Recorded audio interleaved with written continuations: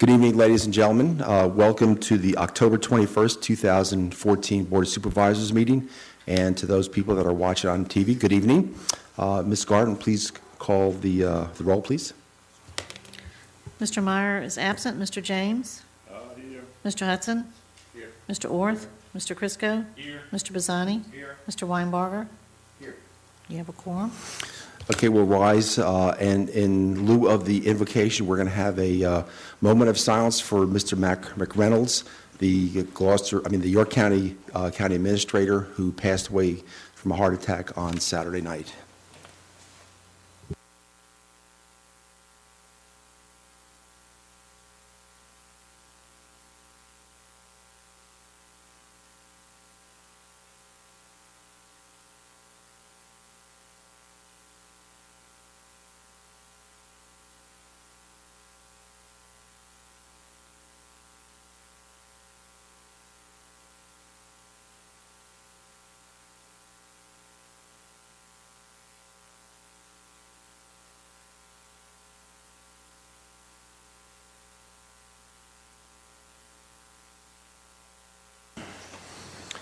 Okay, do we have a motion for the approval? Actually, there are no minutes for adoption, so we'll move to the item 4, adoption of the agenda. Are there any changes to the agenda?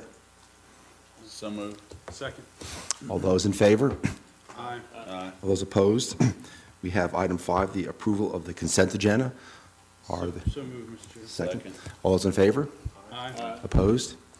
Okay, we are going to move to the citizens' comment period. Since this is a work session, comments will be specifically to the items that we have tonight on our work session. So please come forward, state your name and your magisterial district, and the item that you're talking to with regard to the items on the agenda.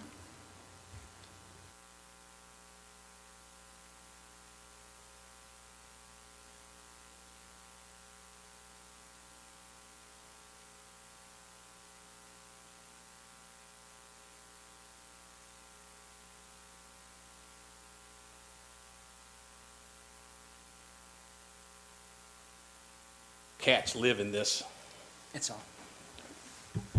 abandoned house, and they constantly go to their house and urinate, walk on vehicles, kill the bushes. We find dead, half-eaten animals in the yard. The hair's a half-inch thick on her carpet outside, her door mats, her patio furniture, and you better not leave your car window down unless you're sitting in the vehicle. The house next to it, the cats get all over top of that, walk on the house, do the exact same thing. It's so bad over there that man had to take his vehicle and move it across the street to keep the cats from scratching it up. And I spoke to the animal control, trying to do the right thing, and obviously I'm not getting anywhere there. I'm not going to hash out the stuff that I sent to y'all. I spoke to animal control, and they told me they answer anywhere from 30 to 50 cat calls a month. That's a lot of calls. Some questions that I have is, who is responsible if somebody gets scratched? A kid. This man's a waterman. He comes out his house at 3 or 4 o'clock in the morning to go to work. A cat scratches him, takes off. He don't know what one of the 25 cats it is that scratched him. It doesn't matter if they're neutered, they're spayed, and their ears are clipped. You're not going to know who it is. So now he's digging in his hip pocket, and he's going down. Now he needs to get rabies shots. Or, he happens to get in his car, the cat jumps out of the car window, scratches him, puts his eye out. Something needs to be done. It's awful. And that house over there, it smells. It'll choke a buzzard down. So something needs to be done with that. That place is filthy. There's cat defecation all over the place. Every day we clean it up in this lady's yard. And, then what about diseases? When you have that many cats coming there, something's going to happen when there's that many cats mingling in the same area. So, you know, I hear that they're going to take these cats, they can take them, get them neutered, get them spayed, and put them right back out there. That doesn't fix these people's problem. And these people pay taxes just like everybody else does. And you know, to give the county some suggestions, you know, if they want to come up with $5,000 a year and pay these people to get their trucks washed and waxed and the paint polished, and somebody come here and pick up the defecation in the yard, replant bushes, buy new patio furniture, we'll talk with you. But I think something needs to be done about it, and get that straight. We did the right thing by calling animal control. I say we did, but we did. But I will tell you this: I talked to 43 different citizens, in which 16 of them were female, and they stated the biggest mistake I made was even making the phone call to animal control. So obviously maybe there's more problems out here than what I'm seeing.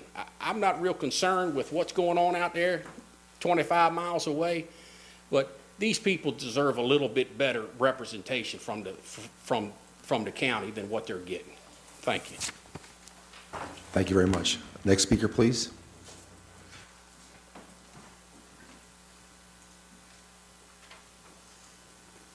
Good evening, Mr. Chairman, members of the board, Ms. Gardner, Mr. Wilmot, Howard Maury, Gloucester Point.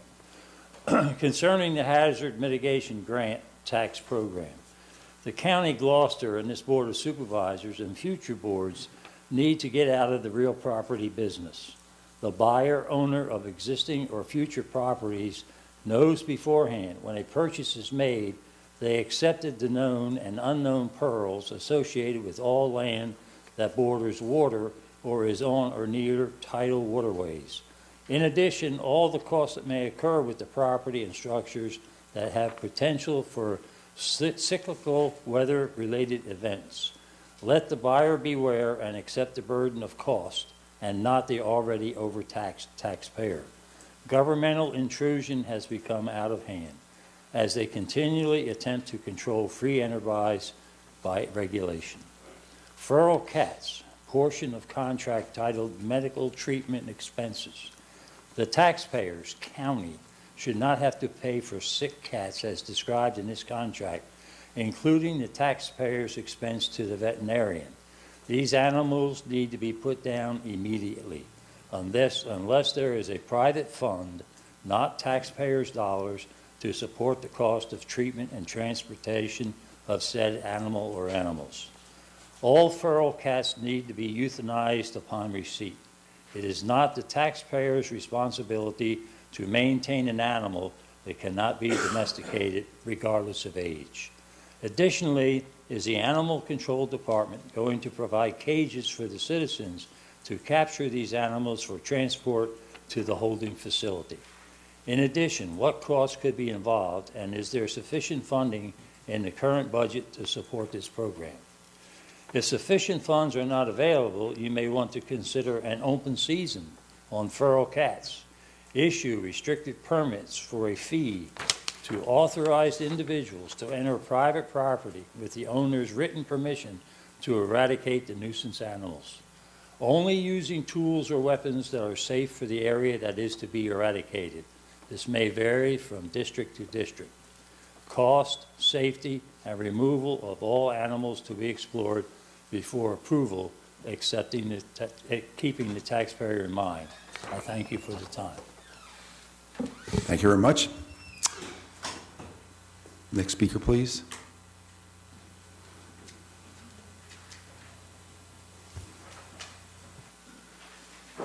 I'm Maggie Howlett. I've never done this before. I live in the Claybank district area.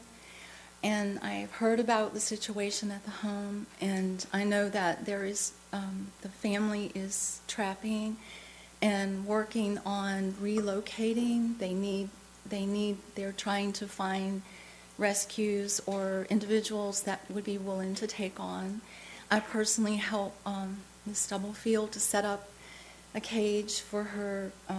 She caught a mama cat and her babies, and she was very distressed about what to do. She had not really gone through the process of that before, so I helped her to set it up, and she is getting them spayed and neutered, and like I said, looking for places to relocate them safely where it would not cause a problem.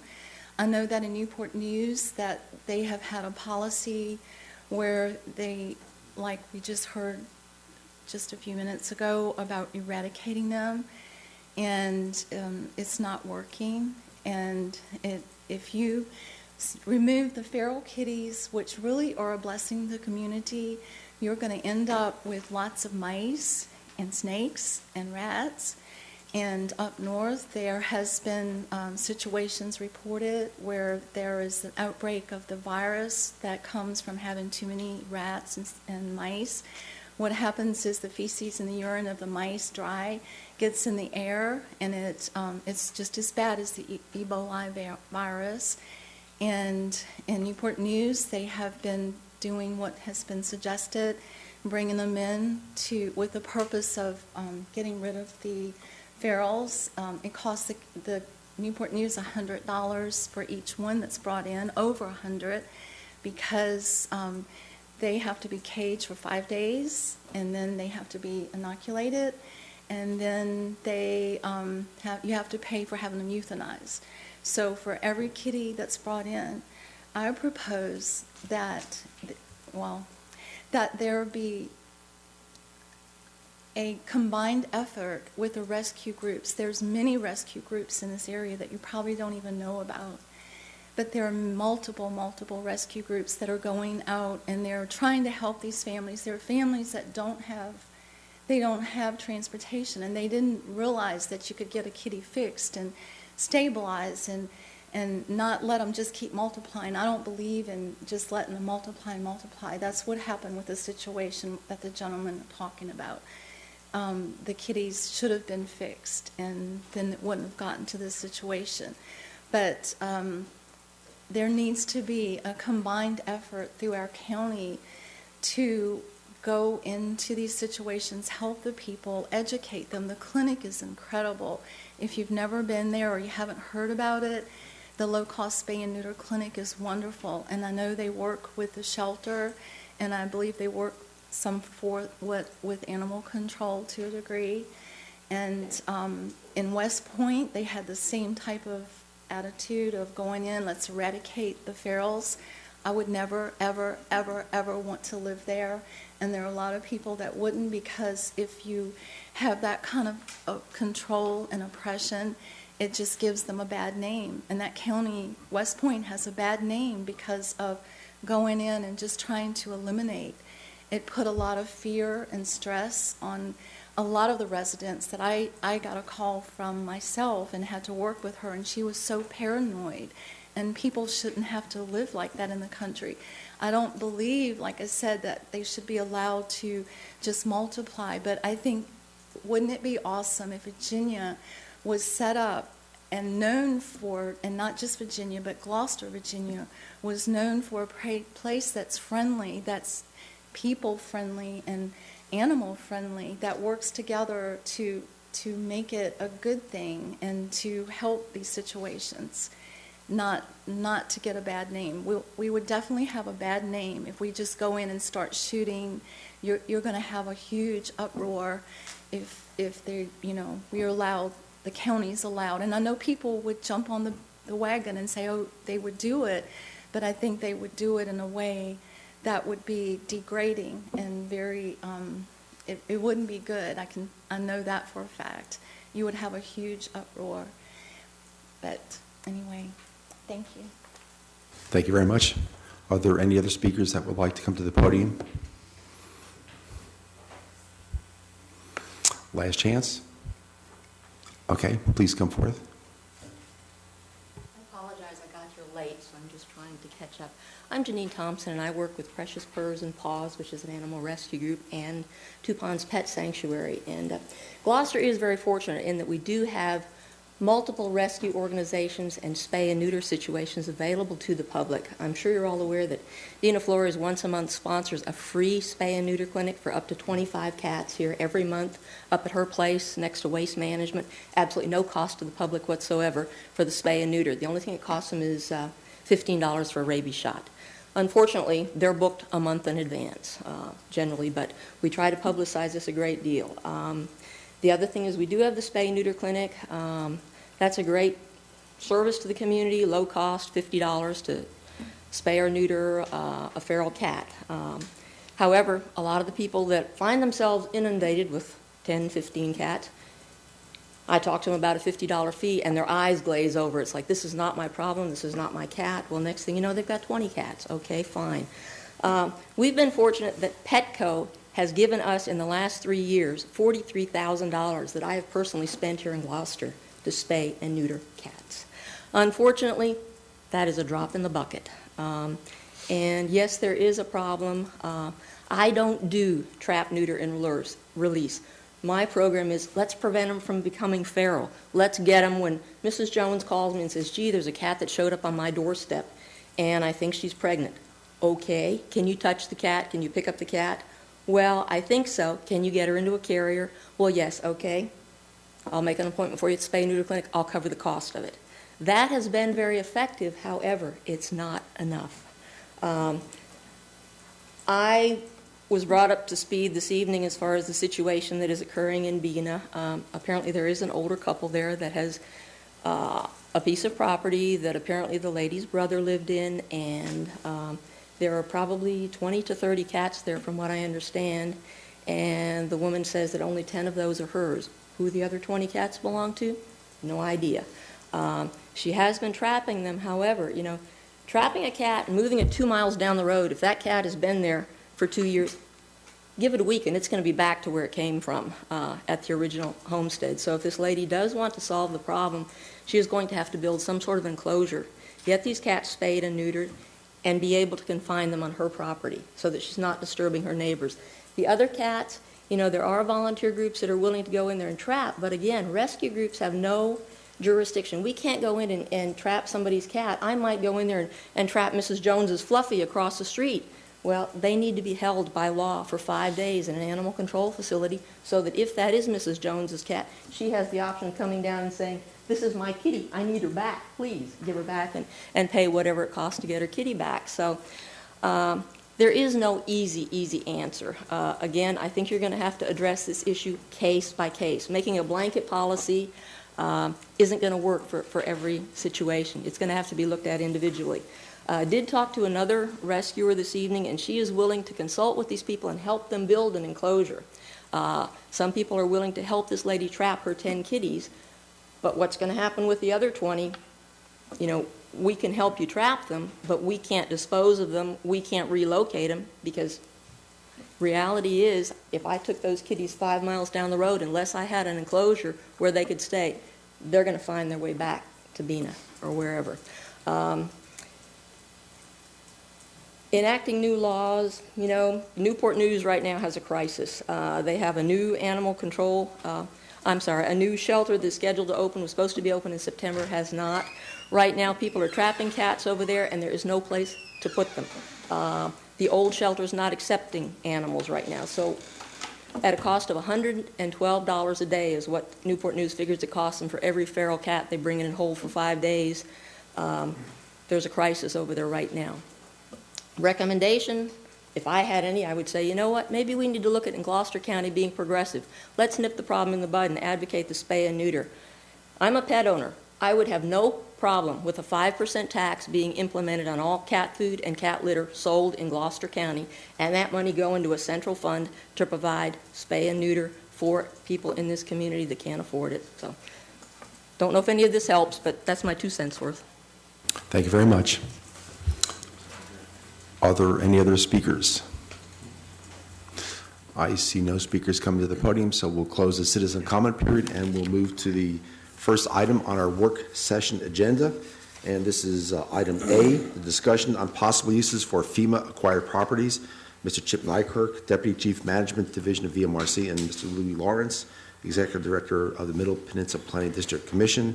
And Mr. Hudson has requested to make a brief statement. After the board talking the last couple of months about the hazard property, the FEMA properties that we've acquired over the last few years, I was talking with Mr. Lawrence and Mr. Nykirk, and I had asked them if they were able to come into a work session meeting so they could talk.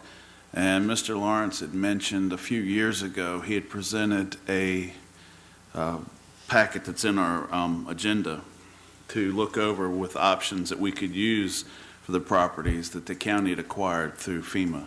And I just wanted, as an option of the properties that we have, is just something else that we can look at.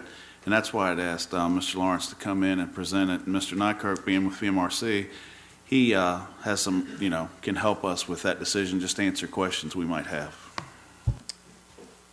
All right. Thank you, sir. Again, my name is Lewis Lawrence. I'm the Executive Director for the Middle Peninsula Planning District Commission, and it becomes my job to work on cross-jurisdictional issues.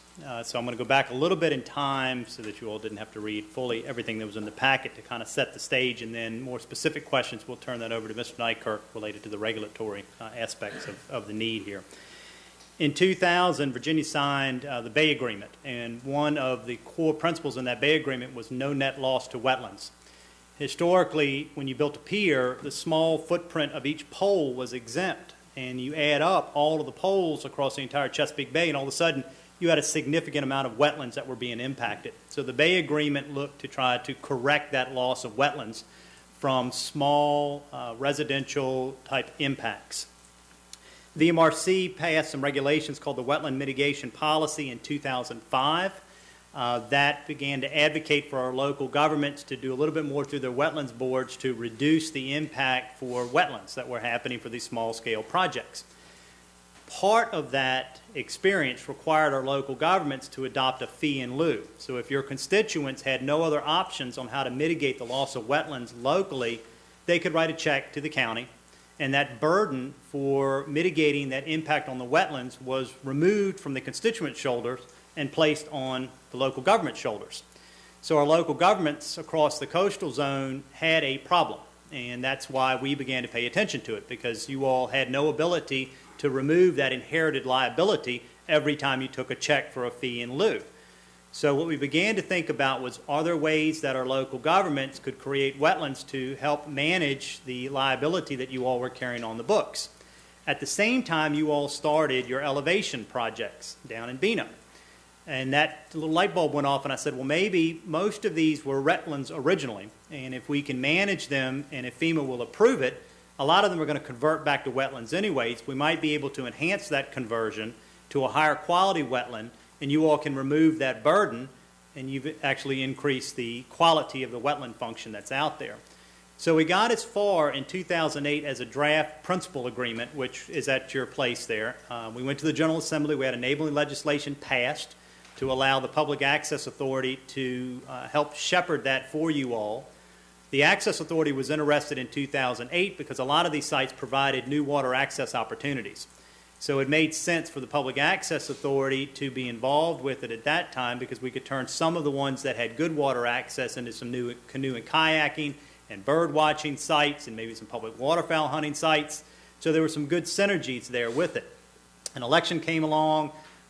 You had your county administrator resign. This was about the time that Brenda came on, and the whole thing just died on the vine. Nothing happened after 2008 with it. So the draft principal agreement has been in y'all's possession since 2008, and when Mr. Hudson asked if there's anything that we can do with this, I said, well, yes, we actually looked at this in 2008, but didn't carry forward with it. So that opportunity is there. What I'd like to do is to have Mr. Nykerk talk a little bit more about the specific burden that you all have and what's across the coastal zone, and then see if you have any other questions that we may want to explore collaboratively. Any questions before I turn it over to Chip? Okay. Chip, thanks. Good evening. I'm here quite often when the wetland board's sitting in your spot, but I don't normally come to the Board of Supervisors meetings.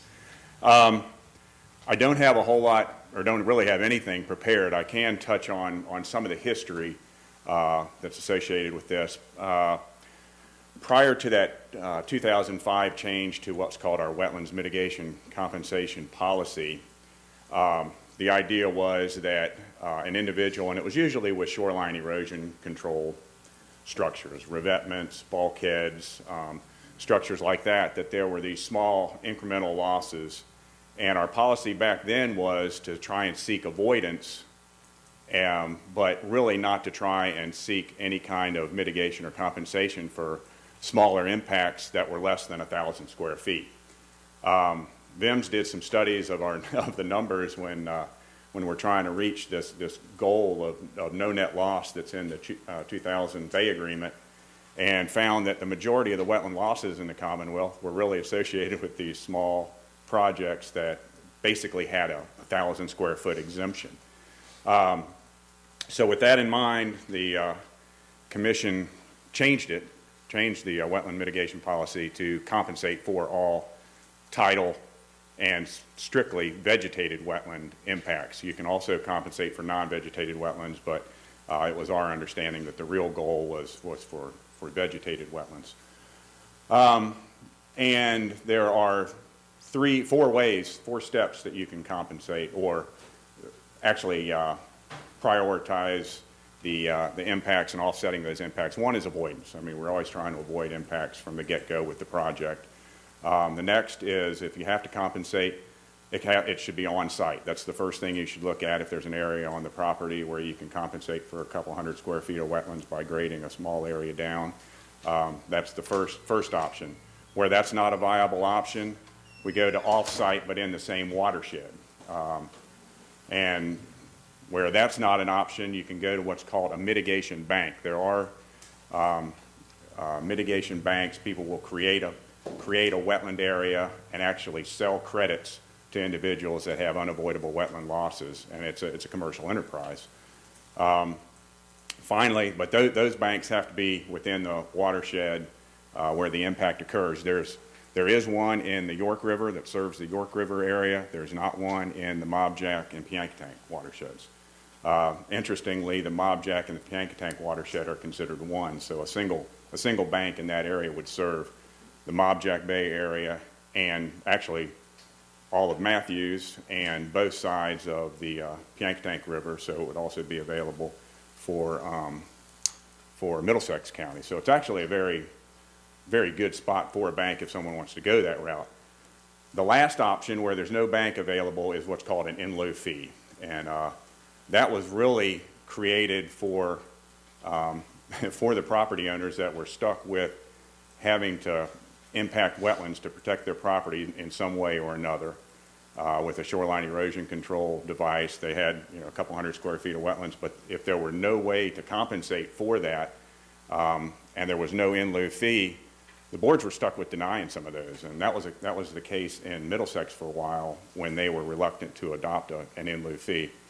There have not been, as far as I know, in Gloucester, that many projects that have actually been charged or accepted an in lieu fee for impacts. It's been kind of interesting. About the same time that we were going for this no net loss, there was a change in ideas on just how to protect your property, and we started going more towards a living shoreline approach, which actually pushed the structure offshore away from the wetlands. So there were not the impacts that we were seeing beforehand. So anyway, long and short of it, I'm here to really answer questions for you. The option of using some of these properties is just an option for you. Some of them would take very little effort, to convert into wetlands. Some of them were just, as I recall, we looked at some of them early on, and some of them would just be a matter of taking a berm down and allowing them to revert to wetlands, and you would get some sort of credit for that. I'd be happy to answer any questions. Thank you very much, Mr. Nykerk. Mr. Lawrence, questions from the board? Mr. Pisani.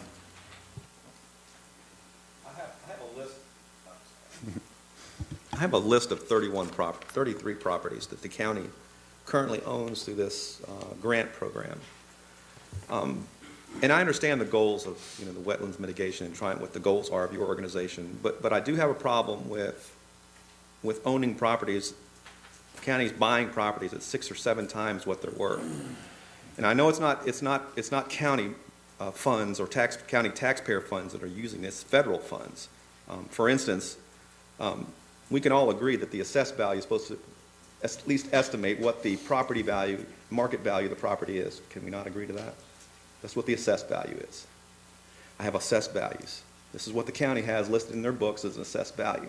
So that would assume, therefore, statistically, that would be very close to what the market value would be for those properties. You take one property here, map number 12440, the assessed value is 22.5. The county purchased it for $106,000. Another property worth, I'm gonna finish. Another property worth $22,500 was purchased by the county for $133,000. Another property that was assessed at $12,500 was purchased by the county for $104,000. It seems to me that someone is walking to the bank with bags full of money through this hazard mitigation program that we are adopting here in this county, and we should not be in the real estate business. Now, I would understand that there are some of these costs here associated with maybe mitigating the property, preparing it for wetlands, but as a taxpayer, I'm outraged at this. We should not be in the real estate program. We should stop this program dead in its tracks. I think what we're trying to do in this discussion, Mr. Bizzani, is talking about, I think that's going to come up in the next topic on our agenda, but I think here what we're trying to deal with is the application of the properties we currently own, because we have them, what potential there is for using these properties that could be beneficial to the community. We'll have obvious opportunities to talk about that particular issue. I apologize, but I know this is really important. All these environmental things just blend in my head as to one big thing. Well, that's what I was trying to, Thank I you. knew what you were going, but these, This is not the topic. this is not the topic. Okay, well then I'll repeat my concerns during the next time we do this. I'm not the one with those bags of money walking to the bank, believe me. We'll stick to the issue at hand, which is primarily, what do we do with these properties? What are the potential? What are the opportunities? And if there are, and this is why we have these two gentlemen here to provide us with some input on that. We are talking about the properties that I believe are ones that we own that have the potential to be used in a wetlands mitigation bank, correct? Some properties. Yeah. Mr. Hudson.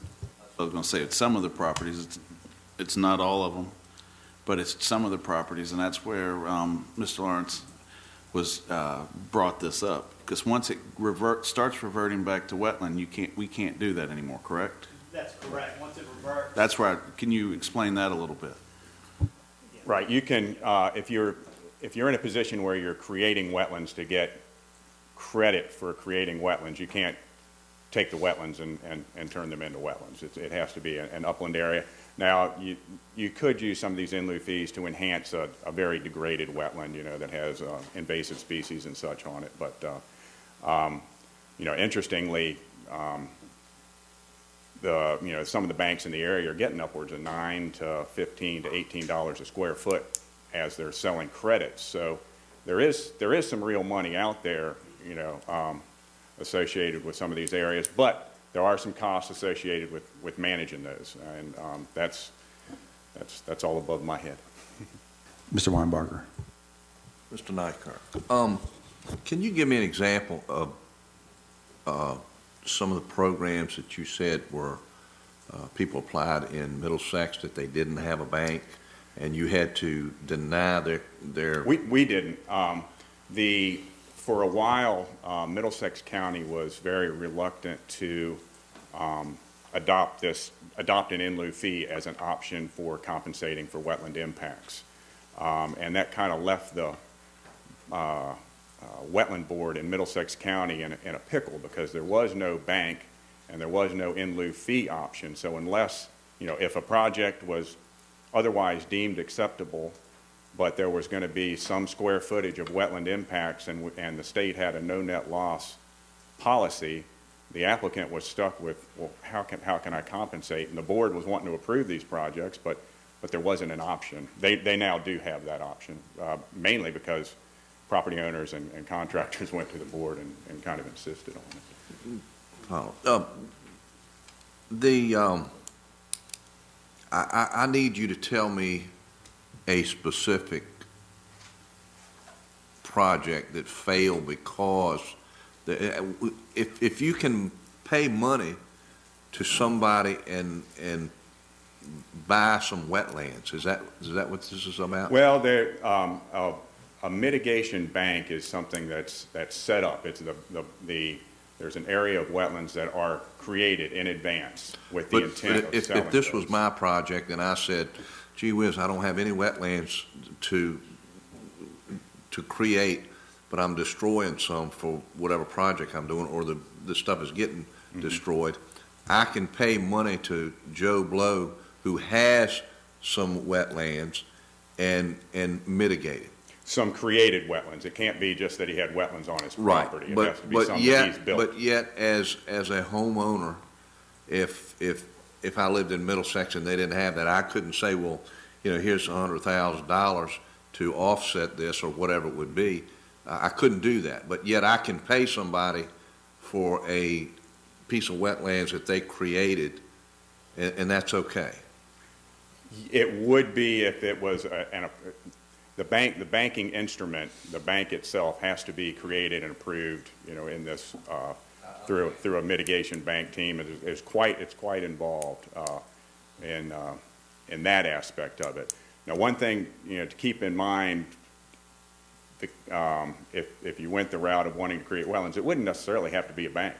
It could be an area that you've got these in lieu fees that you've collected, and you just took those, and the intent of those is to create wetlands, and you just create those wetlands somewhere. You don't have to, keep the ledgers and all associated with it like you would a bank. And that could be, you could create,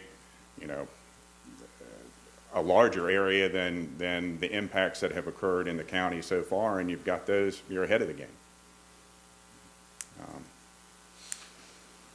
Hey, Chip, with regard to these wetlands that are created, I know in my field, one looks at the value of a particular wetland. So you all do not consider like a wetlands that's been destroyed that has been around for, let's say, 100 years, that has a very different value than something that's just been created. So it's not like you don't really take that into account in the wetlands mitigation. It's just you got to have some wetlands regardless of the age of the structure, correct? Well, there are different ways of looking at offsetting those impacts. Certain types of wetlands can be worth more than others in these banking instruments that are developed. But yes, I mean, an older established wetland is more valuable than a newly created one, which is actually one of the benefits of the banks, because you can get a larger area that's properly managed and established, and then you are getting more, or at least closer to apples for apples. So with the properties that we have, because we now own them, I mean, we can't turn the clock back on those. So we have these 33 properties. What percentage of those properties could be easily converted? Because you were saying that sometimes it's as simple as removing a berm, which then allows the tidal flow, and they can convert pretty quickly into a wetlands. But we're not looking at a lot, are we? Because some of these properties are obviously low, but not low enough, and not near the water, or not near a tidal creek. Right. I mean, that would have to be site specific. I think Louis and I looked at only maybe 6 back when this originally came through, and there were only 2 or 3 of those that we looked at with the potential idea of, if somebody could create wetlands here, and it wouldn't take a whole lot. Some of them were these typical areas that, it's low, there's wetlands surrounding it, and you've got a 2-foot berm around it. It's a matter of, cutting the berm down and grading back a little bit of topsoil and maybe bringing in some plants. I mean, here's a question that came up at a reassessment meeting. These properties have been purchased with federal dollars. Are we allowed to really charge and use these as mitigation banks if they've been purchased with federal dollars? I think, that was something Louis had looked into more than I had. So When we first looked at that question around 2006, 2007, there wasn't any indication from FEMA at that time that was going to be a problem. What we talked about doing was taking, and let's use an elementary school grading scale, where if your wetlands were valued at a grade D, they weren't very good quality wetlands, and you were going to rebuild a wetlands and make an A wetland out of it, that you're actually improving the environmental function of that wetlands that's there. So there was a higher return on the investment. So looking at it through that lens, there was no indication that FEMA said, no, you can't do that, because what you're doing is you're enhancing the wetlands and you're making it better. Now, all of that said, 7 years have passed since we last asked that question. So we're going to have to walk that journey concurrently with the Department of Emergency Management and FEMA all over again to find out, did anything change in the last 6 or 7 years that would make that either not possible, more problematic, Or, yeah, it's exactly the same as it was. If you're doing something to enhance the environment, you're creating better wetlands that offer better storm protection, improvements to the environment, then it may be permissible. But we don't know because there wasn't any reason to go back and ask that question until you all decided to explore that some more. And Chip, you indicated that at least within Gloucester County, that the number of I guess, requests for wetland losses have decreased because we're now moving to these living shorelines. So Yeah, in fact, much to the disgust of some people that have created wetland mitigation banks, thinking they were going to make a fair amount of money off of them. So I wouldn't go into it as it's a super big money maker for the county. I'd look at it more as a service to people that and quite frankly the land is what's typically expensive to grade good upland down to create wetlands out of. It's hard to consider some of these areas real valuable upland because I don't think they can be used for a whole host of uses like they used to be able to use. So, maybe now, the pendulum swings and it becomes more cost effective to do a bank there. Okay, gentlemen, any other questions? Mr. Crisco. And looking here at this list, you're only showing, I guess maybe Mr. Lawrence, possibly 4, maybe 5 properties in here, and that's from 2008, I would guess? That's correct. That's what we started with in 2008. These were ones that you all had acquired. They may have even been the first 4. And so what we wanted to know when we went out, any of these 4 even going to work for this idea? So we started with a small batch because there wasn't a known demand locally. What we wanted to know was, are any of these sites a good candidate? Would this make good sense to do that? So we went out and walked the grounds, took a look at them, and said, yeah, several of these have some potential to do that. We didn't go any further than that. Okay, and the other question I have is, everything in this is for tidal wetland mitigation. These properties could not be used for the non-tidal wetland mitigation, correct? When we went, let me answer that with a different way. I'll get to your point there. The Public Access Authority also owns property all across the Middle Peninsula. So we were also looking at taking some of the land that the Public Access Authority has that have less restrictions than the FEMA properties if we needed to leverage some of that to be able to make the system work a little bit better. So that was to an earlier question, Mr. Orth, that you asked. We had to go back to the General Assembly to get enabling legislation passed to be able to put the Public Access Authority in that business so we would have the right tool in the toolbox should you all say, make this tool for us. During that discussion with the General Assembly, the non-tidal wetland lobbying group said, wait a minute, we don't want the government doing non-tidal wetlands. And we said, we don't want to do non-tidal wetlands either. Our interest solely is to solve the problem that local government has, which is when they take that fee in lieu, they've got to figure out a way to create those wetlands. So the non-tidal folks said, if you're dealing with tidal only, we don't care about that because there was no interest. There's no market. The private sector hasn't responded back in 2008 to building those tidal wetland banks or tidal wetlands, period. So from the business side of it, the tidal industry folks did not care about what the non-tidal side, what we were doing. They said, have at it. If you can fix that problem, we're not interested in it. That doesn't mean that the market hasn't changed or shifted. So all we're doing now is reminding you all of that opportunity that was here in 2008, and if you all want to try something on a couple of the sites, we're willing to explore that concurrently with you all to see if we can solve the problem for you. Is there a possibility of getting a grant that would perhaps, maybe like working with VIMS, because that's one of the big functions that they have is, doing something like this and actually working to take one of the properties and convert it to a wetlands? Is that something that we could explore that might help the board and better understand the difficulties of what's involved in converting a piece of property and looking at the potential properties that we have as factors? I mean, there are monies through, I guess, the coastal program and things like that. Yes, there's multiple funding sources to do everything from feasibility study, conceptual design, all the way to construction. Just to kind of keep this moving in a more positive direction. Obviously, not a lot's going to happen tonight, but I mean, it might be an opportunity, to provide some funding for a project that could explore this, that could open up one of these areas, because I think it's a very complicated process. It's not as easy as people think in terms of opening up a berm, just watching the water come in and out. I mean, you've got the issue like what's going to happen to how quickly your plant's going to come in. Obviously, the seeds come in, but they may not. So it might be kind of a very interesting process to explore that. because I don't think the board at this point really has the wherewithal right now to do something. Right. But I think it's an opportunity to do something positive with the properties, because as I said, we have them. They're ours now. Right. And if we can use them for some positive purpose, that would be great. Right, and that was the purpose, just to remind you all of what we were thinking a couple of Yeah. years ago. So would you be willing to at least initiate some conversation with the center at Sure. VIMS, and maybe they could do that? And Yeah. great. Yeah, if that's something that y'all desire, I mean, that's my job, to work on y'all's problems. Yeah. So if that's something you want us to work on, we'll do it. And it's very similar to, for example, with the NPZ. You know, that committee worked, the Go Green committee worked with the VIMS people, and it's a good asset. So, okay, is the board willing to kind of work in that direction? Seems, yeah. Okay, just keep us posted. Sure. All right, thank you all for your time tonight. Great, thank you. Okay, gentlemen, we're going to move to item B, discussion of feral cats, and Mr. Steve Baranek, who's the Chief Animal Control Officer, is going to provide us with some information regarding the feral cat issues from the animal control perspective.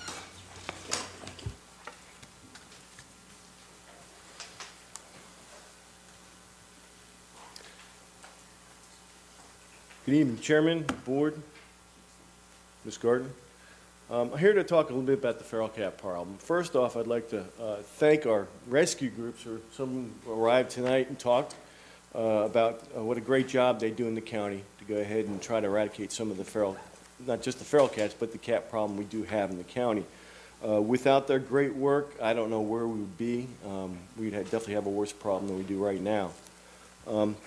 In front of you, I handed out some laws. I'd like to first just tell you what animal control can and cannot do with cats, as by state law and county law. First off, on page 1, you'll see a law 3.2/6585, dogs and cats deemed personal property. What this basically says is cats are personal property and subject to larceny. An owner can take action against somebody who actually does something with their cat knowingly that it's owned by somebody. If you go to page 2 real quick, under owner, you'll see definitions basically say owner means anybody has a right of property to an animal, keeps or harbors an animal, has an animal in his care, or acts as a custodian. So we know that cats now are personal property. We just can't go ahead and trap cats unless we don't know who the owner is. There's a question of abandonment of animals. Well, on page 1 again, where you have the state law, 3.2/6504, no person shall abandon or dump an animal. Well, again, if you turn to page 2, the definitions, abandonment means to desert, forsake, or absolutely give up an animal without having secured another owner or custodian for the animal, or by failing to provide the elements of basic care set forth in 6503 for a period of 5 days. Dump basically says the same thing as abandonment, but you can't dump an animal on any public place, including the right-of-way or public highway, street, road, or property of another. In the case we had down at the Point, the property was owned by the person, the cats were owned by the person. We can't just go out there and trap their property and take it away. The person was caring for the animals, for the cats that are there. They were providing adequate food. Now, of course, cats, there's no leash law for cats, so adequate shelter, there's a little bit difference there because the cats are not basically caged in an area. They're allowed to free roam wherever they want to. So yes, the house might be in disarray, but the cats are free to come and go. They're not trapped in this house. So that adequate cleanliness or adequate space or whatever really doesn't jive with that. When we talk about disease transmission, what's required by state law on page 3 of your packet there, 3.2/6521, all cats are required to have a rabies vaccination at 4 months.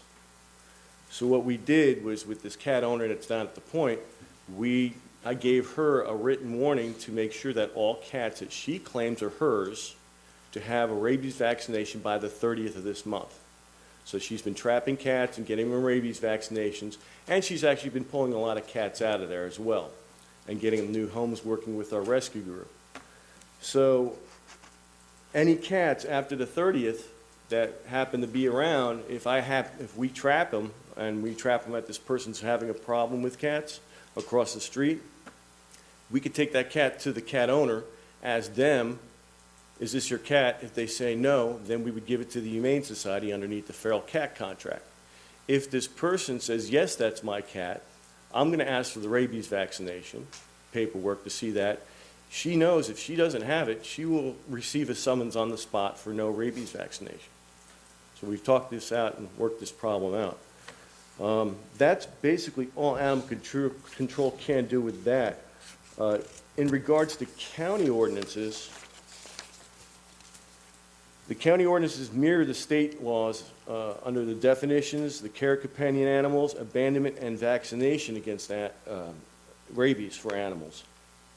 But the county also has a code 3-16 on page 5 of your packet, basically allowing animals to defecate on public property or private property. Basically, the problem we had in this instance was we can't give this person a summons. I didn't see the animal defecate, and the person making the complaint didn't want to go to court, and she just wanted the problem taken care of. So I couldn't charge anybody underneath this law. Did you indicate to someone that you needed 5 witnesses? Not for this, no. You only need one witness because one person seeing the animal defecate can go to court and testify to that fact that they saw this cat.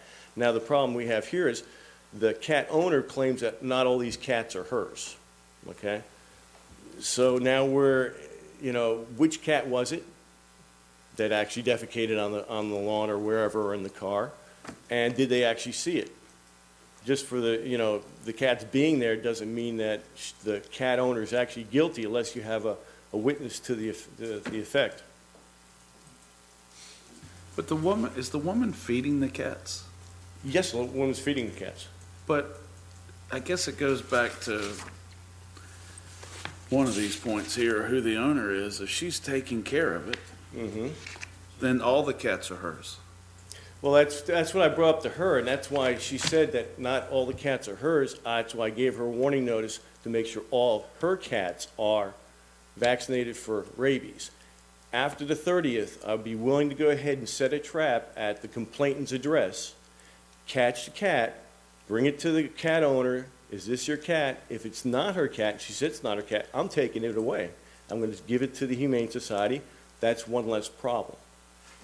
So if she's not claiming the cats are hers, what are we to do, Mr. Baranek, how many colonies exist in Gloucester County? I do not know. Okay.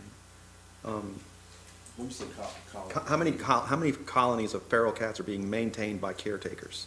Do you know that? No, I do not. Okay. There is no permitting or, So I know of some. I know where there are some. Thank you, yeah. So the colonies aren't registered in any way? No, they're not. Ordinance. Okay, so by definition, if someone feeds 30 cats, like my constituent is happening to her, someone is driving in, feeding 30 cats, and then walking away, are they not the caretaker and owner of those cats? Oh, yes, but if there's By state law? But if they're not, she's not claiming. I understand what you're saying. There's an in-between here. Are they her cats or it not? It doesn't matter if she claims or not. She's feeding the cats. She's Yes. the owner of the cats. And if somebody drops off a cat there, which happens a lot. She owns that cat too if she feeds it, right? By definition. I mean, I can read. I'm not the judge. Well, I know that 2 cases have been thrown out in court because they didn't have 5 witnesses. Okay. So let me continue my questioning. So if you don't know how many colonies there are, and there aren't any caretaker policies, why doesn't, what do you believe would be a solution to all of this? What do you, Mr. Baranek, as an animal control officer would be? What do you believe the solution should be? Well, right off first, more spay neutering so we don't have so many cats problems, kittens. But Well, what would animal control, you're head of animal control, what does animal control, what do you think you should do as animal control officer for Gloucester County? well, the question would be how much money do we want to put into this? Because we would have to probably go into a permitting of feral cat colonies. That would take a lot of extra man hours upon my department, and I would probably be asking for another person. But in the situation, I think what we're trying to drive at is, in this situation, what are the options that you have to help the people that are, The options- and because it looks like it's a complaint by complaint issue. You know, we take this point, if feral cats are a What our problem. department does is, if we get a cat complaint, we ask the person, first off, do you know who the owner is? Do you know the circumstances of why all these cats are there? Sometimes it's somebody was feeding these cats and they left and they're just there. Basically, they were left there to fend for themselves.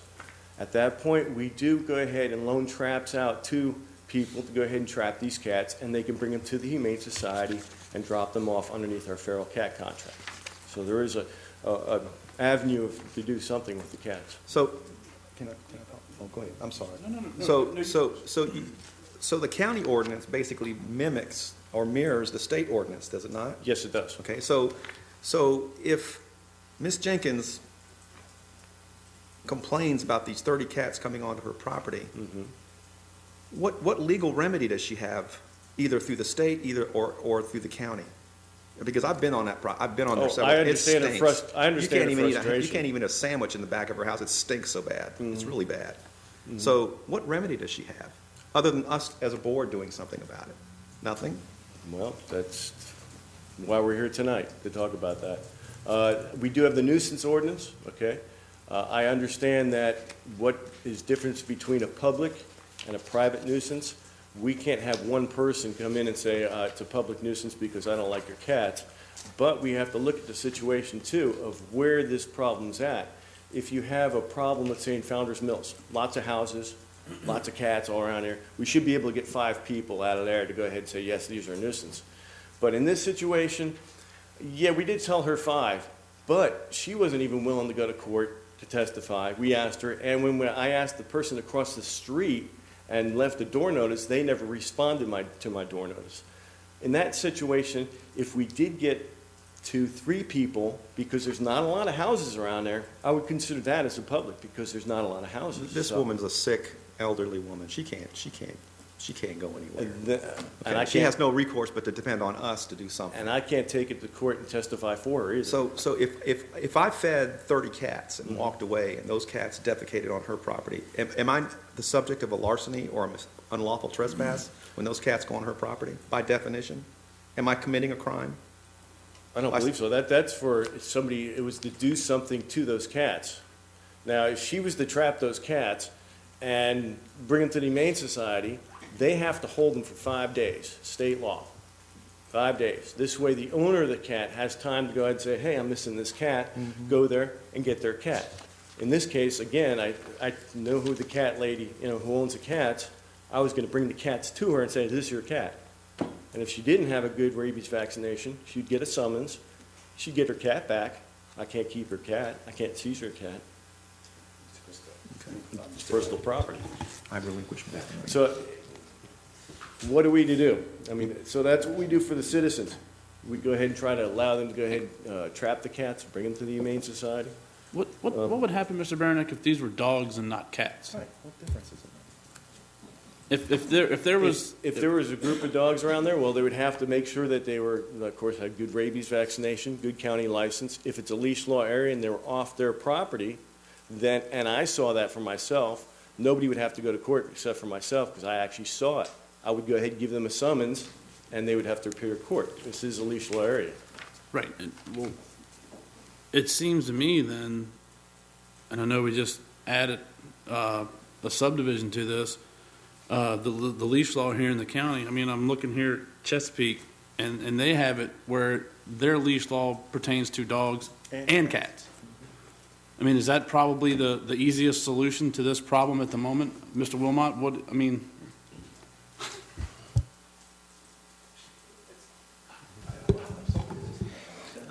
I personally think that Steve's actions with reference to this particular property, issuing the directive to Ms. Stubblefield, is that her name?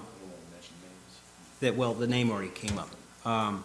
To have all of her cats inoculated against rabies, and that after the 30th, that Steve's willing to go out there and trap the cats and verify each and every one trapped, whether she claims ownership in that cat or not. I think that should be of some help, because the one she doesn't claim as her cats will be taken off the property and turned over to one of the societies. She has other avenues of relief. She can pursue a private civil action for private nuisance. Municipalities and counties in Virginia are not allowed to outlaw private nuisances. There isn't a magic number of witnesses or people that transform a private nuisance, which is generally one that only affects one person or a handful of people, into a public nuisance, which is by the nature of its term, it's a nuisance that affects the public generally. So there's no magic number. 5, that's where that number 5 came up with, because the judge has rightfully dismissed cases brought by animal control, which in the court's estimation did not rise to the level of a public nuisance. If you have one person coming in and complaining about a barking dog, or a pooping cat, or any kind of animal control, or a loud car, or people doing wheelies, if you only have one person coming in willing to testify, that is not a public nuisance. So under the public nuisance section, which is the only kind of nuisance the county can outlaw, we would need a sufficient number of witnesses to convince the court this is not a problem affecting merely one person or a handful of people. And that would include the primary complainant in this case, who I understand wasn't willing to come to court. Another thing that handcuffs animal control is they're not allowed to issue summonses, generally speaking, unless they witness the offense which is the subject of the summons. So a citizen can go in, generally speaking, a citizen can go in and seek a warrant or a summons and testify and obtain that. But generally speaking, animal control and law enforcement officers for misdemeanor offenses are generally only authorized to issue summonses for offenses committed in their presence. So she has the ability to seek a private nuisance action in private civil court. If there are a sufficient number of witnesses who tie this property owner to these cats, and then the cats to the problem in the neighbor's yard, if there are a sufficient number of witnesses that would change it from a private nuisance to a public nuisance, whether it's 5 or 10 or 3, then that's another avenue of relief. We have Steve's directive that she inoculate all of her cats and his willingness to go out there and trap cats after that date has expired. And then, of course, you have an opportunity to consider extra legislation. Sometimes it's not the best thing to just throw laws at things. And I understand this board is generally of a mind not to regulate. So you could consider measures similar to the one in Newport News, which I think was touched on, or Hampton, or perhaps a leash law. So there are perhaps other legal mechanisms that the county could consider, because it's not that it's not a problem. It's definitely a problem. But sometimes just throwing more laws at a problem doesn't necessarily adequately address that problem. Mr. Baronet, does that mean that if a dog bites somebody, you have to be there to see it, or you can't issue a summons? No, if somebody gets bitten by a dog, a person gets bitten by a dog, that person, I'm going to go ahead and have that person come to court to testify for dangerous dog, if it is a dangerous dog, or if that dog does not have a good rabies vaccination, and I go out there and it's just a nip, by state law, I ask, may I see the rabies vaccination? If they say, well, I don't have it, at that point, I know that the dog doesn't have it. I can't give a summons. See, that offense of not having the rabies vaccination is committed in his presence, so he can issue a summons. Typically on a dangerous or vicious dog, Steve will gather the evidence and I file a petition in court. It's not a summons or a warrant. Okay. Also, I'd like to make a statement. Section 3-39, nuisance animals, there's nothing in there about a cat. Cats don't chase cars. They don't bark. They don't usually attack other animals, and they're not trespassing upon school grounds or public parks. How do we deal with a cat that's a nuisance? Well, the key word here is but not limited to. Okay. Okay, so what you just see, what you may perceive as a nuisance to you might not be listed in here, but it may be, but not limited to. You can still complain about it. Oh, of course. Okay. Yes. I'd like to add one more thing. I know it was brought up later on, before me, that there'd be an open season on cats or something. I just want to tell you right now, cats are classified as companion animals in state law. companion animals must, by state regulation, be euthanized in a humane way that's written in law, okay? So by just going out and shooting a cat, you've committed cruelty to animals, and I will prosecute anybody that does that. Companion. One of the problems we're confronted with is the state regulatory dictates and definitions. And the definition of companion animal includes feral cats, which I can't fathom why. But it's a companion animal, a companion to no one. Mr. Weinberger. I see feral cats, feral cats, feral cat. What is a feral cat? Okay. Tell me the definition of a feral cat. Definition of feral cat is one you can't even put your hands on because it'll shred you up. It has never been touched by human hands. It has never had any human contact. Similar to a raccoon or an opossum. Similar, exactly. You catch a feral They're cat wild. in a trap, they're running back and forth trying to get out of this trap and just totally freaking out. Can we use the word wild? Cats? Wild, yep. And a stray cat would be sitting in our trap going, what am I doing here? You know? How challenging is it to catch a feral cat? Not that challenging. You set a trap, and usually they go after the food that the door closes and you catch them. So in this situation, because we need to move on, and we could talk about cats for a long time, but I mean, we need to try to come to some compromise that deals with your constituent, because it sounds like an awful situation. But it does sound like that the animal control people are looking into it, and the trapping is the only way that you have right now, correct? I mean, to really deal with it. Correct. You know, unless we want to approach it with, you know, legislation or whatever, but at least from what I understand from one of the people that spoke, that, you know, just throwing a law and that would be, in general, would not be good. I mean, this is a case-by-case situation. This is obviously a pretty nasty one. Mr. Bizzandi. I am with the rest of you. I don't want to augment an ordinance with just more requirements, but we have to have some semblance of accountability here. If the owner is feeding the cat, and the owner is those individuals who feed 30 cats and then walk away a mile away, and then those cats defecate and urinate all over someone else's property, there should be consequences to that. And we can put maybe some words and say, if you are feeding cats, you are responsible for not only inoculating them, but also, you know, neutering them and spaying them, whatever's appropriate. And so, if we were to put some language, Mr. I can't read that far away. He's showing it. Oh. I got glasses, but I can't read that far away. So the owner has to have some accountability here. It's just like a dog, an owner of a dog. So we need to bring, here's dogs, cats are way down here. We need to bring those up at least some kind of equal level. That's not happening here. We don't have anything like that. And I think the owners of a feral cat or cats or 30, 40 cats should be held accountable. They just shouldn't just go feed cats and walk away and leave as a nuisance to neighbors. We have in the past had problems with people just feeding cats, and we hold them accountable to take those cats out of there. When we go up there and we say, well, how long have you been feeding these cats? And they say, well, 2-3 months. Well, can Ms. Stubblefield come and take their those cats away? She owns them. Well, She the owns problem- all of the cats. Well, to add with that, like I said, Mrs. Stubblefield came in yesterday, got another trap, and she said, all the cats are going to be gone, basically. She's going to get rid of all the cats. She doesn't want this problem. She doesn't Mr. want Wong, this a quick house. question. Are we So it's allowed gonna to amend ordinances that supersede state laws? Or do we have to, you know, Generally, no. However, there are some animal control ordinances which the state has said localities may be more strict than generally the state code would allow. So it's a tricky answer.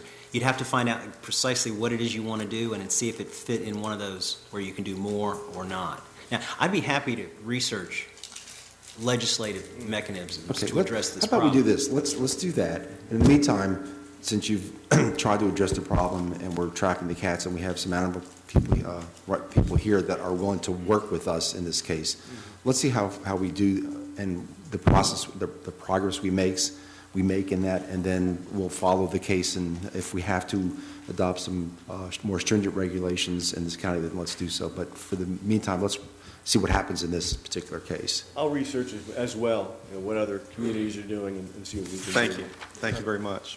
Okay, thank you. Can I make a comment? Ms. Carter. I just want to make sure that we keep in mind that if we add extra layers of legislation in the local ordinances with regard to cats, Steve has said that it might require more staff, so we need to make sure that he, lets us know what that cost is going to be. And secondly, I want to make sure that it's really clear, because at the last board meeting, it was stated that the citizen was told that they had to have 5 witnesses see the cat defecate on their property. And there's 2 different things that got mixed up together. One was if the person is willing to testify that they saw this cat with the, white fur and the black eye, defecate on their property, then he can prosecute. But the 4 and 5 and 3 witnesses has to do with the public nuisance piece, which is a totally different piece. So the 2 things got mixed up together. They don't have to have 5 witnesses see the cat defecate. Okay, let's move with that. But that's not what was told to this homeowner. The homeowner was told by 3 separate animal control officers that they had to have 5 witnesses to witness the defecation on the property. Well, I'm sorry, they maybe misunderstood me, because I was one of the persons. I know, and Cheryl and the other, and I told her exactly what I told you all here tonight. And sometimes, And I told also the gentleman that was up here before as well, the same thing. I think there's definitely that confusion between the private and the public, and that gets confused. And this is obviously a very contentious and bad smelling incident. Yes. So let us Very keep us posted, and let's look at where we can go with this. So if there are no other questions, we'll move on to the agenda item number C, the appropriation for renovations to County Office Building 1.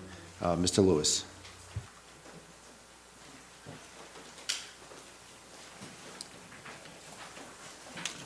Good evening. This agenda item is for an appropriation for the renovations for County Office Building 1. Primarily, the departments that will be most impacted by this are the Finance and Central Purchasing Department and the Human Resources Department. The renovations will include such items as the demolition of partitions and walls, replacement of carpet that's beyond its typical life expectancy, has significant deterioration, or must be replaced because of gaps resulting from relocation of walls. Construction of a conference room and offices, installation of wiring, network cable, modification to the HVAC systems, and painting of the remainder of the building. As you probably have seen now, we're passing around some sketches for your information on some of the proposed changes. Just briefly, the first 2 pages basically show the renovations that are proposed. The last 2 are more of the existing conditions. Just kind of trying to give you a sense of what we're looking to do here. Say on the first floor, we're taking what was a conference room and converting it into a couple of offices. Taking the central area where the Parks and Rec used to be located, turning that into the conference room as a more centralized location, particularly for public meetings and nighttime meetings. Enclosing some 3/4 walls in our finance department and central purchasing department. Being able to secure those spaces. That's where we write checks and make checks out to vendors. And then on the second page is the second floor of Building 1. And just for clarity, I went ahead and included what has been recently completed for the voter registrar's office and where we relocated the central absentee precinct. And then the primary focus there, I suppose, is some renovations to better support the Human Resources Department. With, again, some enclosed walls. Right now we have situations where people walk through one space to get to another space. And when you're dealing with personnel issues and FMLA and other confidential items, that's really not the best situation. We'll have some increased file room space and things of that nature. So again, the estimate for the work, total work that needs to be done is approximately almost $54,000, with 14 of that coming from the previously appropriated funds that you all brought forward at the last meeting, and a new request, which is what this appropriation is for $40,000 that will come from the excess fund balance in the general fund. So with that, do you all have any questions? Question, gentlemen? I just have one. In the page where you had the budget, you indicate that a lot of the painting and all that is going to be done by our own people, correct? So of the painting, the budget 19,324, is that all paint? That would be if we're not sure yet whether we'll use our staff or may have to contract it out. The 16 is in case we have to contract it out. It'd be in basically the entire building. We have to be careful of, do we pull them away from everything else that you're working on to paint, or is it better to go ahead and, for the building 2 renovations, we did contract that out. We're able to get a local. So the 40,000 is It's a mixture. It's a mixture, and so we may not actually be at 40,000. We may be much less. Correct. Pending once you get going and using your people in terms of whether they're available for other projects, then they can move up. If they're not, then Absolutely. they can move. Okay. We'll let them focus on specifically the demolition and putting in the new walls and things of that nature. Some of the other work, we'll have to play it by ear. Carpet, we'll certainly contract that out. That's just makes a lot And more time sense. frame on this? As soon as you all agree to this, trust me, I have folks who are very anxious for us to get started, Okay. so. Ms. Weinberger? Mr. Lewis, are we going to have to hire people to fill some of these offices? No. No, we already have the people here. Ms. Crisco? And just looking here, some of this work has already been done, correct? The voter registrar central absentee precinct area has. But I'm talking about some of this demolition. Hasn't it occurred as well? Some of the demolition has occurred, and that was, again, based on our own staff, so it was their time, was all it was. Mainly in the Parks and Rec area, we went ahead and just kind of cleaned that up a little bit for people who are walking in. That didn't really disturb any persons or anything of that nature. Probably what we'll do in kind of in the scheme of things is build that middle space out so we can temporarily relocate staff while we modify their offices and move them back. Gentlemen, any other questions? Is there a motion to accept the resolution that we have on page 30?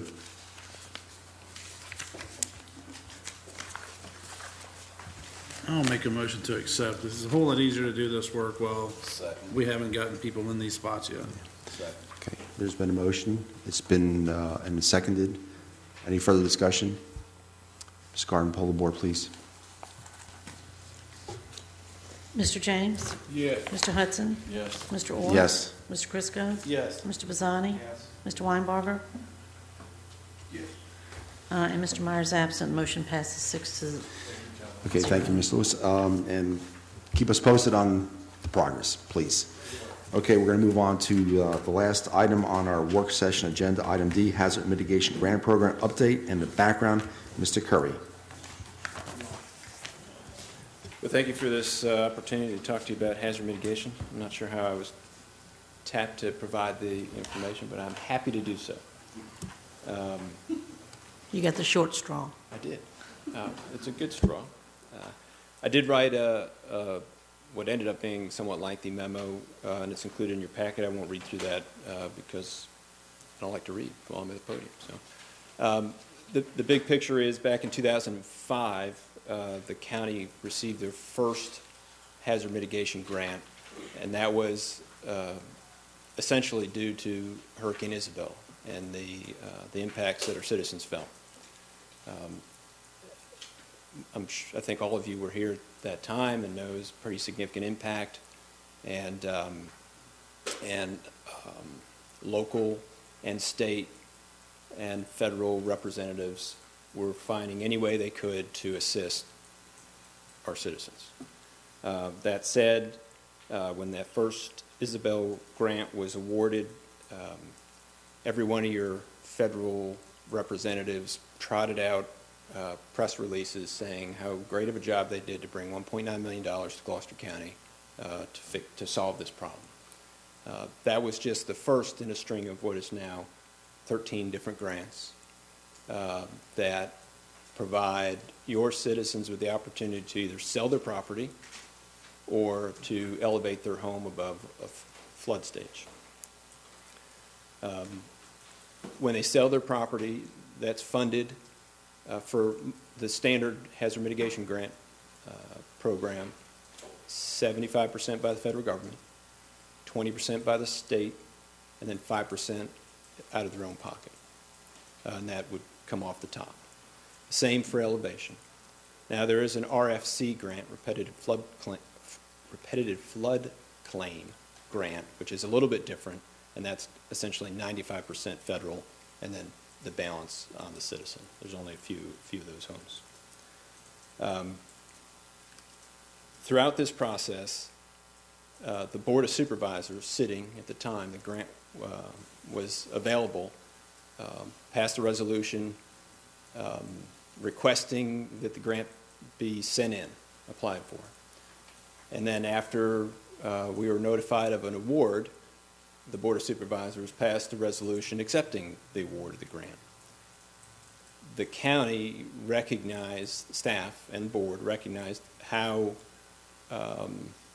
much money that we were talking about and the potential issues for not receiving reimbursement due to the technical nature of the grants, and therefore put together a hazard mitigation management team under Ms. Garton's purview.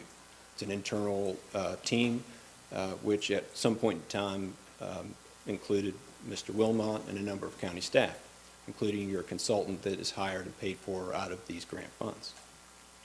That team reviews the progress of all the grants monthly and has worked through many issues over time. Essentially building on lessons learned, improving the program, grant by grant, home by home, acquisition by acquisition, and there is risk. There's no doubt that there's risk. Attached to the memo, I provided a copy of a memo that Nikki Champion provided to you, I think, back in May, or actually in your July meeting, when she asked for you to accept the sale of a couple properties. So I mentioned that a board authorized the application for a grant, board authorized receiving the money, and then the board has to come through and actually approve that sale. So that's 3 times the board is involved in that. At this point, there are 8 parcels remaining outstanding that have not been closed on from the program. Of those, 5 of them are pending board action. 3 of them have received board action and approval and are just pending closing. So you could, as a board, decide that you don't want to approve those 5. And as I noted in the memo, if you did that, there's a very real chance that the federal government would not reimburse you for the expenses that have been incurred to date, because every time we acquire property, we go through an appraisal. We go through an environmental assessment, because we don't want to be purchasing property that has an environmental hazard, and we need to set a fair market value for the property in its condition pre-storm. So I'm told that the cost of those studies is about $7,500 per parcel. So if you were to choose not to purchase, your risk would be financially about $7,500 per parcel that is remaining. Your risk also would be in citizens who've been lined up for these grants for many years, waiting for the day that the check's going to be cut for them. And so that's for you to discuss with your constituency on why we led them along, and at the end of the road we decided not to go through with it. Those 5. The others are done.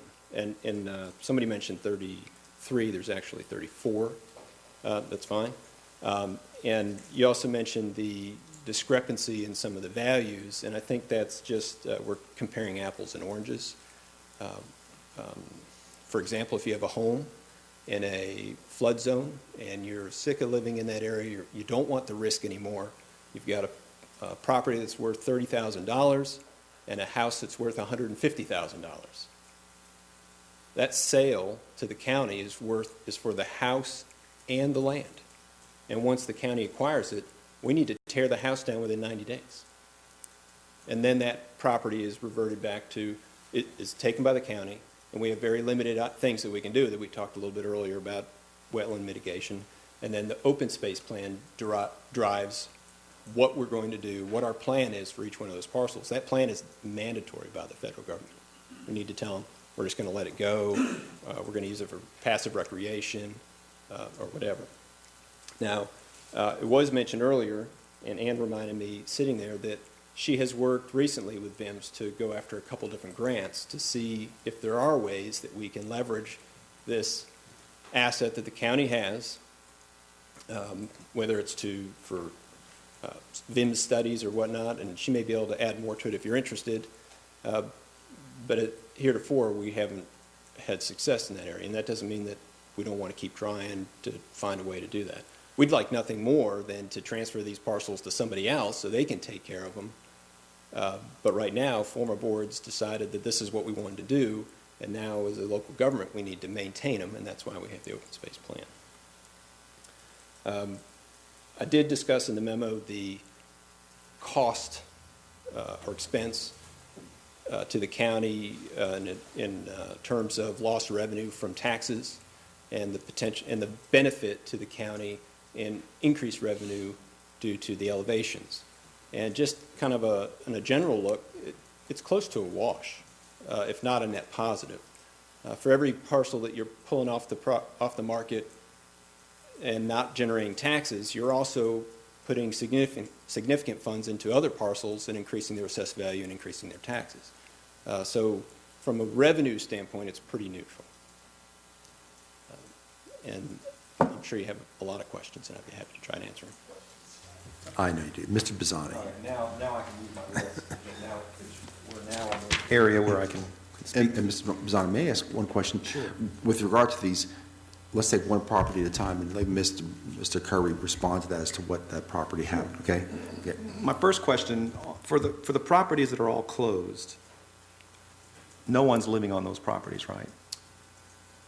Nobody should be living on it. There's no home, there's no structure. So can you explain to me why, for instance, on parcel number 11892, the county assessed the property at $22,500, and yet the owner of that property received a check for $133,200 for that property? How do you explain that? Because the assessed value is current. It represents the value of a vacant parcel today. And the sale price represents the parcel and the former structure that used to be on the parcel. They sold us their home and they sold us their parcel. And when they did that, we then demolished the home and the parcel remains. So the current assessed value is just the parcel. So in each case, there was a structure there? Almost every case. In some cases, if there's a parcel adjacent to one that we've already purchased, it doesn't have to have a structure on it. And you might be able to find those by seeing that the current assessed value is close to the purchase. Now, the purchase price is based on an appraisal.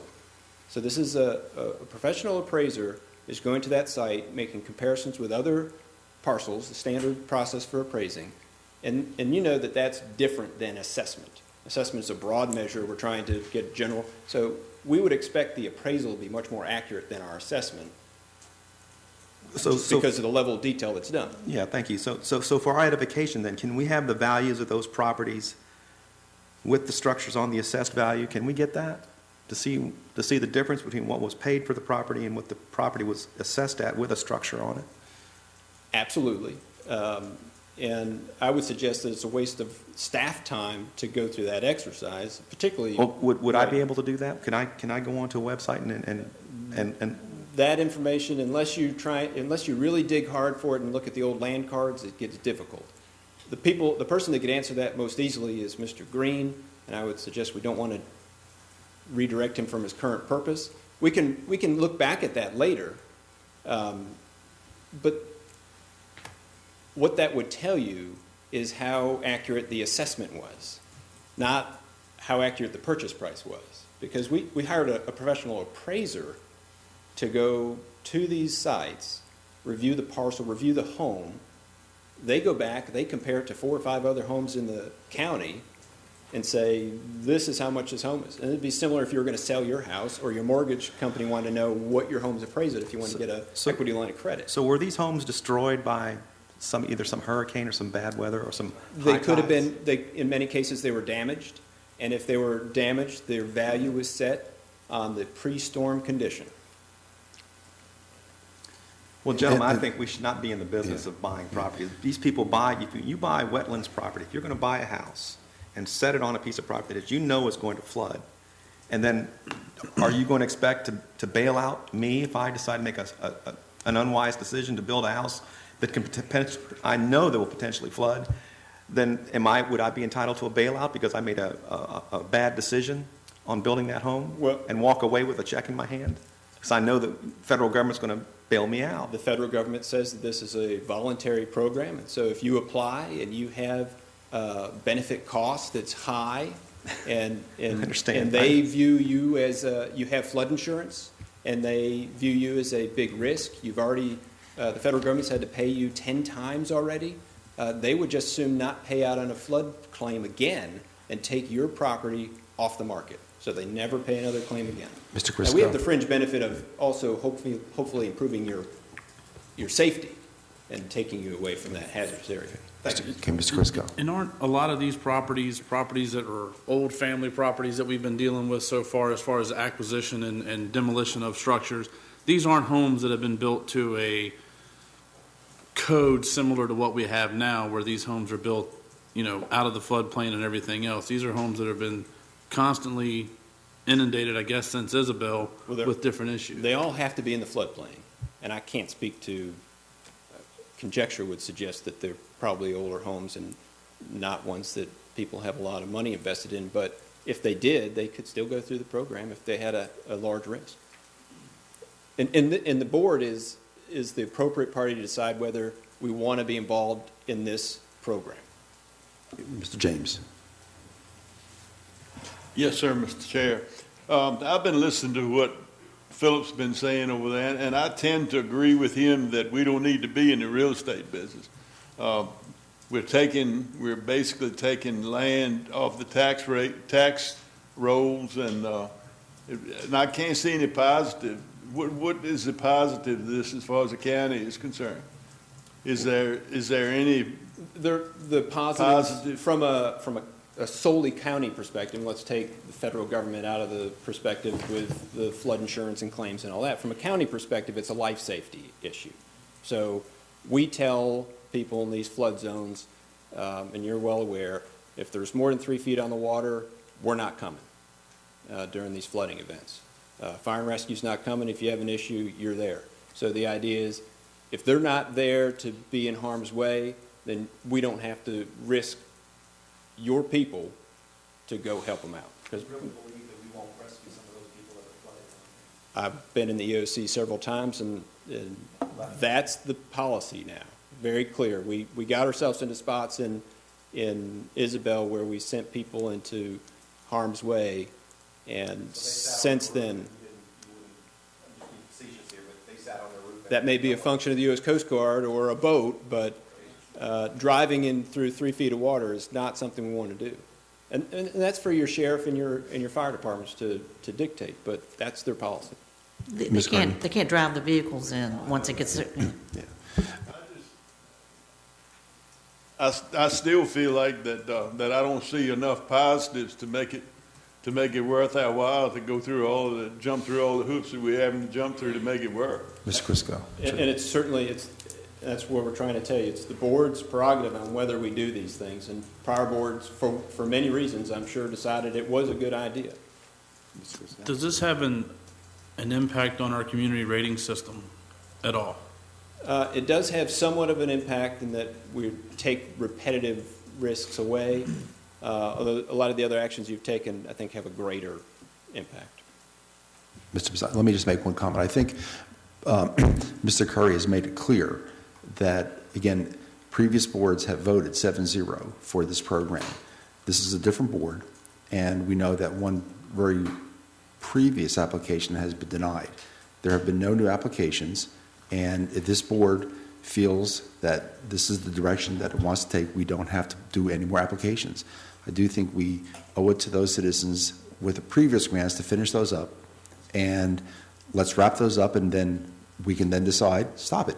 That's our prerogative. The board's prerogative beforehand was, that's what we do. This board can say, enough is enough. We don't believe in that policy, and the risk should be on the burden of the citizens, period. Thank you, Mr. Chairman. I was going to make that suggestion that we go ahead and, go ahead and process these 8 that are left because they have been. And those are acquisitions. There are several elevations left in the pipeline as well. Okay, so let's clear the pipeline, and then I would suggest we stop this program.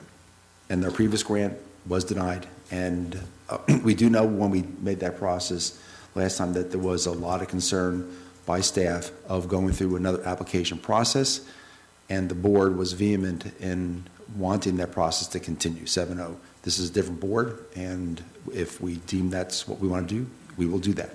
Mr. Hudson.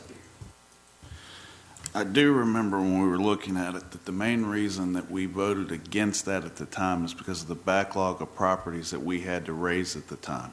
It wasn't as much involved. No, we approved it. The board approved it. We just didn't get the funding from the federal. But it was still, when the argument against it was because of the backlog in construction that we had to do. That's correct. And I think we're looking at two different issues here to sit there and say we're not going to apply for FEMA grants anymore. You've got the houses that we're raising and then the ones that the county's buying. It's the areas where they're hard hit. We need to seriously consider it before making the decision not to do it, because I think with the safety and the FEMA money's there because they are tired of, as Mr. Curry said, of fixing it and fixing it and fixing it. And that's why they're sitting there and trying to do away with the houses, and that's to come back. That's the reason for it. It's not for Gloucester to buy the property. FEMA's buying the property and giving the property to Gloucester. That's the difference. But as we said, there's loss in tax revenue, which is the concern. And again, what I would suggest to the board is let's let these grants finish up, and then we can then discuss whether this is a program we want to continue or not. Mr. Briscoe. Of these properties, the total, we have 34 that we've acquired? 34 that we will acquire. And then, okay, but how many have we elevated through this program? Around 70. So we have 70 properties that we'll have 70 properties that have substantial improvement, which means their assessments are going to be higher. And so my problem with walking away from this is there are people that are going to be affected that have no other option, that have to continue to live in a house that's been flooded multiple times and could be flooded multiple more times while they live there. To just boldly say, we're going to stop doing this, I think is a mistake on our part for the health and safety of our citizens. I think we need to reevaluate this when the next round of grants come through, and at that point we can maybe make a better decision as the 7 of us can sit here and go have a discussion on what's affected, how badly it was affected, and what we need to do. And if at that point we decide we don't want to apply, then we don't. But to do it tonight, I think, is very short-sighted. Can we agree just to do these 8 properties and stop it at that point right now? Well, the staff cannot apply for grants without coming to you. So unless this board votes to apply for another grant, it's not going to happen. So that's already set up in place. We can't move forward unless the board says to do that. Yeah, I think what we could do is, again, let these grants run through. We have a backlog, and in a subsequent meeting, we can certainly discuss the pros and cons of that program and whether the board, 4 members, could vote to continue or not. And you could decide that you want to only have acquisition. You could decide that you only want to do elevations. And right. Both programs have their pros and cons, and we could flesh that out. Mr. Weinberger. Mr. Curry, does that mean that right now we don't have to do anything? We are not asking for any action Yes, tonight. that is correct. Mr. Hudson. I was tonight at field hockey game. One of the teachers at Page showed me pictures of the house that they'd just finished raising, and they'll move in I think next week or next month. I'm sorry, but they were just tickled that they were able to get back in the house where they were. The house was elevated, so that's good for the citizens there. My question is, if we were to decide, as the board seems to want to go, that we don't want to do this anymore, will it hinder us in getting grants in the future? I don't know that your failure to apply for a grant inhibits your future ability to apply for a grant. Your inability to administer a current grant could definitely impact that. I think Mr. James had his hand first, then I'll go Mr. Weinbarger. Gary, I was just wondering, one person I think can take over off the top of my head had extensive flooding during Isabel, and he applied for elevation, and I think he was notified that it was forthcoming, that he'd been approved, but he still has not gotten the money. Can I safely tell him that he will still get his or not? We'd need to know specifics and just talk to us offline. We can let you know if that particular resident is on the list of one of the current grants. It's been a very long time for some people to wait as these grants roll through because of the number of elevation projects that we had. Now, the money wouldn't go to him. The county would hire the contractor and all that, but we can get you specifics if you just let us know. Okay. Thank you. Mr. Curry, is it possible for us to segregate the processes? In other words, I think the biggest problem that heartburn that people have is acquiring land. And if I don't personally see as much headache with the raising of the properties, is that if we get a grant for $1 million, can we use it all for raising houses, or do we have to do both? My understanding is you can restrict to one or the other. Homeowners do have an opportunity to switch, and we'd have to get our grant folks involved to give you a really specific answer on that, whether we could preclude them from switching. It's completely voluntary, and so you could shut it down at any time, but you've led your citizens on to believe that something's going to happen, and then if it doesn't, then it's not a great idea. So we have a lot of information to let it churn within us, and then what I would suggest is, and I'll let you talk, Mr. Pisani, in a second, that we have enough information to go, let the grants that are there go, and that we, at the appropriate time, the board discuss the next steps. Mr. Pisani. I agree with the chairman on that issue. I agree with the chairman on that issue. Most of these properties go back, that we acquired about 2005, and I know back at that time I could go online and get value. So why do I need to look at a card to find the prior values? Your current website, I believe, has your 2010 assessed value and the current assessed value. So to go back before pre-storm for these events, I don't know that your online system has that data. I could be wrong. I'm not an expert in that area. I'll talk to Derek about it.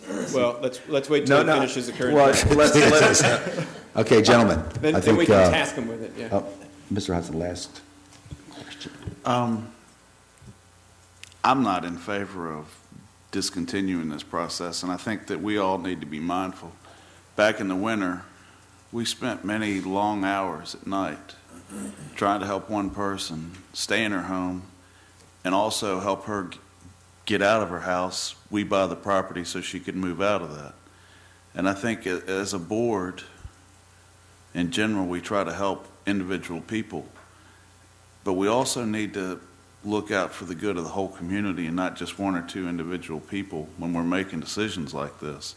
At that time, we all felt that it was the right thing to do to try to either help her move to another part of the county or get her house raised, whatever way we could do it.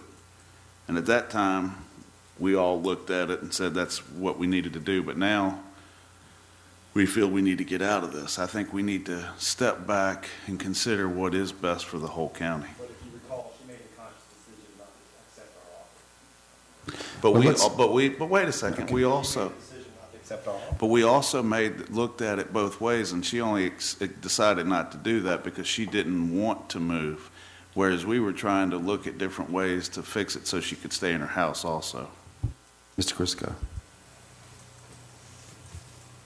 As far as, our next step is, I think we need to have this discussion on whether or not we want to continue.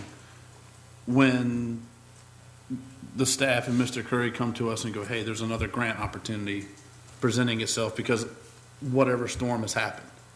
And until that time, I don't want to pigeonhole ourselves into a yay or a nay until such time that he or whatever appropriate staff comes to us and goes, there is a new pool of FEMA grant money for this project, for this process. Do the seven of us want then to decide to take action? And until we get that, we just continue working on what we have. That's my thoughts. Okay, and then I'll finish up. I would agree with Mr. Crisco. I would be in favor of a program that would help raise homes, but I'm not in favor of a program that just buys property willy-nilly. Okay? We will, again, tonight is for information purposes and for discussion among the board. No decisions have to be made tonight. And, for those supervisors that have members in your district that live in these low-lying areas, perhaps they can communicate with you and tell you what their thoughts are. So, seeing no other discussion, we're going to just close. Just say, Mr. Curry. It's important to have this discussion now and make sure we understand some of the pros and cons, and for you to be conscious of them. Read the information in the packet, because when these grants come around, sometimes they're a pretty quick burn, and we don't want to put you in a position as a board where we bring something to you and say you have to decide tonight if you want to apply, and not be able to give you all the information. So if there's additional information that staff can prepare for you in the way of a report, even if it doesn't come through the board, just let us know. We'll try to build that information for you. So when that grant opportunity comes, you'll be better positioned to make that informed decision. I think between what has been discussed tonight and what's in the packet has been very informative, at least to me. Even my being a member of the board for the last couple of years, this has been a very good discussion. And again, with new members, let's think about it. And when that process is ready to get back into the swing of things, we can make a better informed decision. So with that, let's move on to item 8. Are there any county administrator items? Excuse me, I just had a couple of things. I wanted to remind everyone that Tuesday, November the 4th, is Election Day, so your next meeting is on Wednesday night, November the 5th at 7, not Tuesday, since it's an off night. And then the second thing is I sent you an email about the retreat that we had talked about, and the folks that Bill Lindsay's talked to and that I've talked to, the general consensus is a half a day is not even close to enough time. So I need to get some direction on where to go with that. I would really advocate that you dedicate more than a half a day.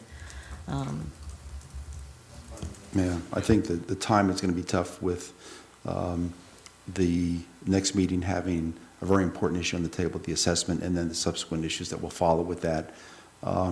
I'd like to think if we could hold off until the new year. I don't know how you board feel. You don't want to, because it's going to be tough trying to find a day to do this. That's going to be the problem. I mean, you could put the doodle poll out again and see when people can meet. Even just put all days, because perhaps some people could even take, I would be willing to take a day off. It's within my frame of when I can do this. So, I'm not a dictator, so I'm not saying no. But. Oh, okay. Well, let's see what the doodle poll shows up, and then we can do that. And if people are willing to sacrifice a day of their week, especially for those of us that work full time. Anything else? Okay. What?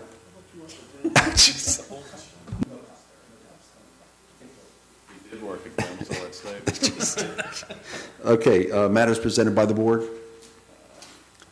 Just a quick item. I had mentioned something about maybe Mr. Wilmot investigating the possibility of something that we could include electronic conveyance of people. What are your thoughts on that? The chair and I briefly discussed the situation where a board member finds he cannot attend a meeting either because of an emergency or because of a personal matter. The statute allowing for remote electronic participation at local board meetings was relatively recently changed to allow for participation electronically in the event of a personal matter in addition to an emergency. It used to be confined generally just to emergencies.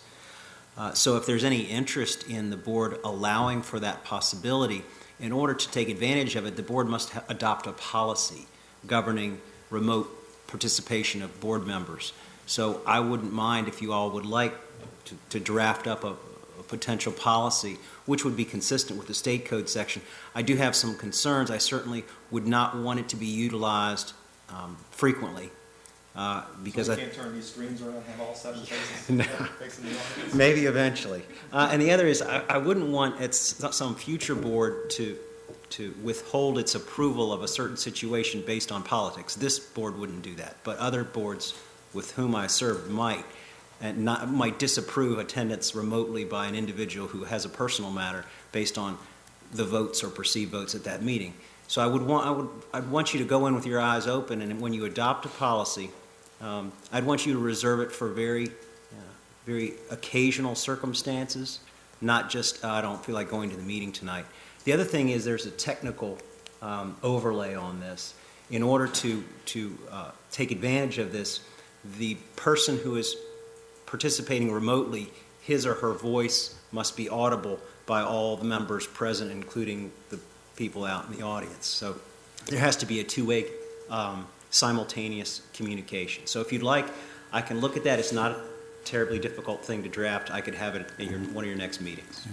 I mean, I think it's something we should investigate because, in this age of new technology, the potential for people to interact when an emergency arises. And I think there are people that are, if I miss a meeting, I really miss a meeting. I really enjoy the interaction and serving the people in Gloucester County. And again, there are extenuating circumstances that a lot of us can't avoid.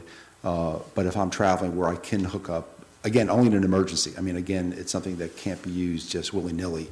So would the board be willing to at least allow Mr. Wilmot to move forward with a policy that, Ms. Garten? I would suggest we might want to make sure we can technically do it before we do the policy, because if we can't technically do it, there wouldn't I see be any Scott point. rubbing his fingers.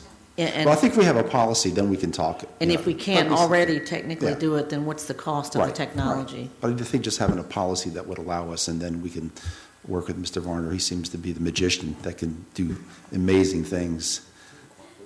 Okay. With that. I'll share the Okay. draft with Scott. Any other matters presented by the board? I see no other hands, and if there are no closed meetings, is there a motion to adjourn? So moved. Second? Second. All in favor? Aye. And there's no no's. Thank you, gentlemen.